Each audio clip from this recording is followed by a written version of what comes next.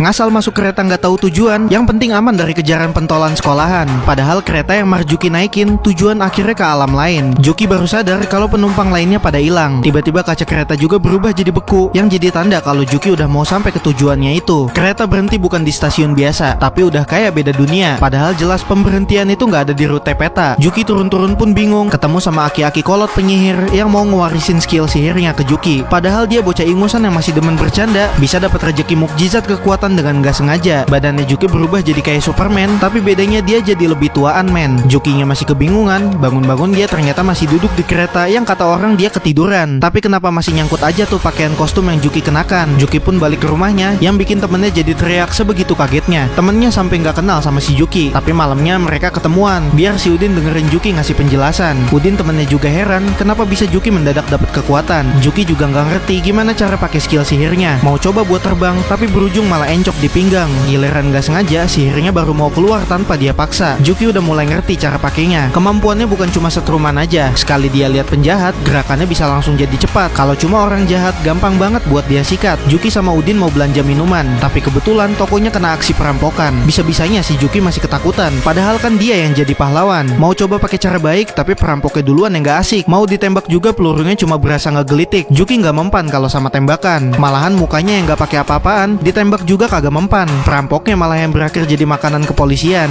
Juki sama Udin seneng banget malam itu dapat upah jajanan. Tapi Jukinya bingung gimana cara dia balik ke rumahnya kalau sampai ketahuan orang tuanya. Udah mana pas naik tangga Juki kedengeran dan si Udin ngasih alasan katanya Juki baru juga pulang. Keduanya ngumpet di kamar adiknya, yang bikin adiknya jadi tahu. Adiknya dibilangin supaya nggak dicepuin. Ternyata cuma dengan bilang satu kata Jaka, Juki bisa langsung berubah ke wujud aslinya. Sekarang Juki harus mulai latihan buat adaptasi sama dia punya kekuatan. Soalnya bakal ada musuh yang kekuatannya sama persis kayak dia, justru lebih kuat darinya. Botak bukan sembarang botak. Sekali ngegertak bisa ngebuat makhluk serem tapi wujudnya kocak. Gimana kelanjutannya?